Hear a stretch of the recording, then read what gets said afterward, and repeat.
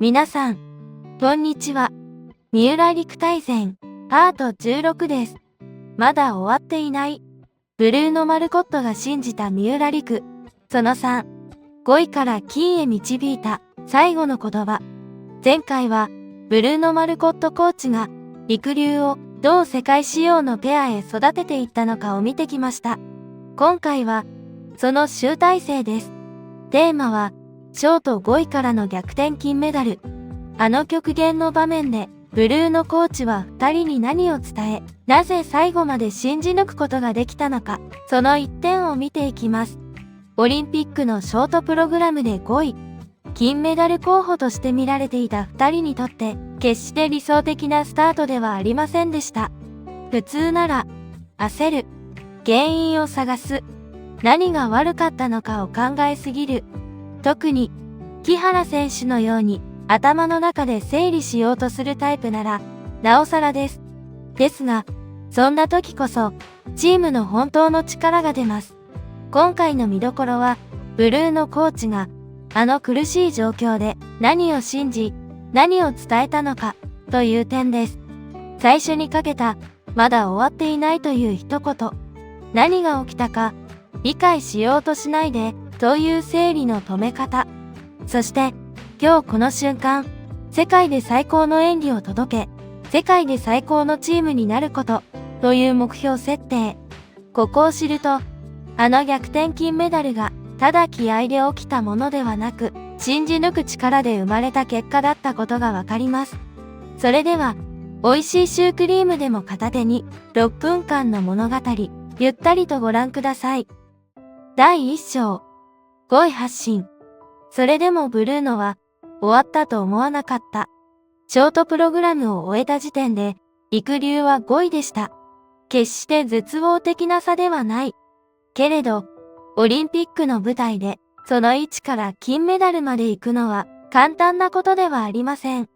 ここで多くの人は、苦しくなったと感じるはずです。ですが、ブルーノコーチは違いました。まず最初に伝えたのは、まだ終わっていないということでした。しかも、それはただ励ますための言葉ではなかった。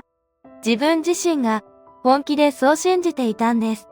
コーチが本当に信じている言葉と、ただ元気づけるための言葉は、選手には伝わります。ブルーのコーチは、この状況でも、まだ勝負は終わっていないと、心から思っていた。その確信が、まず最初の支えになったのでしょう。第2章。過去の逆転劇を見せた、信じるための材料。ブルーのコーチの凄さは、精神論だけで終わらないところです。まだ終わっていないよ、ただの気持ちの問題にしなかった。過去に、ショートで大きな差をつけられながら、逆転した例を、きちんと示していたんです。つまり、希望を、根拠のない願いで終わらせなかった。オリンピックでは、こういうことが実際に起きている。だから、今回も可能性はある。そういう形で、二人が現実的に前を向けるよう、整えていったのでしょう。ここが、本当に強いです。信じろ、だけではなく、信じられるだけの材料を渡す。だから選手は、気持ちだけで無理に上げなくても、少しずつ整理できる。ブルーのコーチは、極限の場面でも、頭と心の両方を動かしていたんです。第3章。何が起きたか、理解しようとしないで。さらに印象的なのが、ブルーのコーチが、二人に、何が起きたか、理解しようとしないで、と伝えたことです。これは、一見すると不思議な言葉です。普通なら、原因を探し、反省し、修正しようとする。でも、あの短い時間では、それが逆効果になることもある。特に木原選手は、とても賢く、よく考えるタイプだと、ブルーのコーチは理解していました。だからこそ、考えすぎることで自分を縛ってしまう前に、一度その流れを止めた。原因探しは、今じゃない。今は、次に何をするかだけを見る。この整理の仕方が、見事だったんです。コーチの役割は、技術を教えることだけではありません。選手が今、どこで苦しくなるかを見抜き、その苦しみ方までコントロールすること。ブルーのコーチは、その部分でも非常に優れていたのでしょう。第4章。今日の目標は、世界で最高のチームになること。そして、ブルーのコーチが最後に示した目標が本当にいいんです。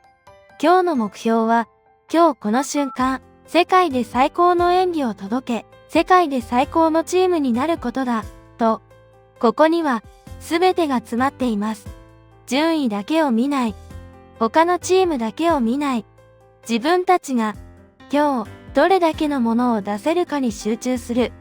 しかも、世界で最高の演技と、世界で最高のチームを、同じ言葉の中に置いている。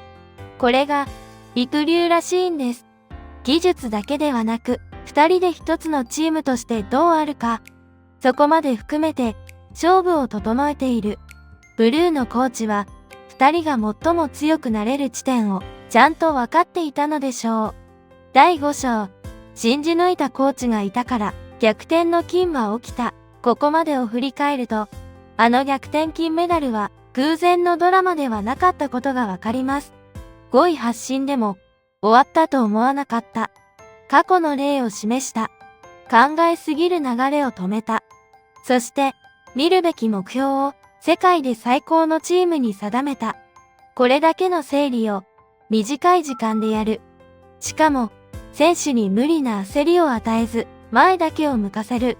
それは、二人をずっと見てきたブルーのコーチだからこそ、できたことだと思います。見抜いた人がいた。育てた人がいた。そして最後に、信じ抜いた人がいた。だから、陸流は頂点までたどり着けた。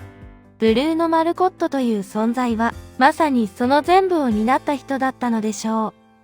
今回は、ショート5位からの逆転金メダルという極限の場面で、ブルーノ・マルコットコーチが何を伝え、どう二人を立て直したのかを見てきました。そして次回は、その視点を日本側へ戻します。ここからは、あまり表では大きく語られてこなかった日本側の支えと導きにも目を向けていきます。かつて世界選手権にも出場したペアの先駆者であり、りくちゃんの才能をいち早く見抜いた恩師、若松歌子さんは、小学生のりくちゃんに何を見ていたのか。また、日本スケート連盟のペア教室や、長年日本のフィギュア界を支えてきた小林よし子さんは、どうやって陸流誕生の土台を作ったのか。日本でつながれた、もう一つの支えの線です。ぜひ次回もご覧ください。この動画は、世界中の陸流ファンへ、33言語の字幕付きでお届けしています。コメント欄でも温かくつながれますように。いいねとチャンネル登録、そしてメンバーシップでもぜひこのチャンネルを応援いただけると嬉しいです。この動画が皆さんの心を少しでも温める時間になりますように。サンサンタイムズでした。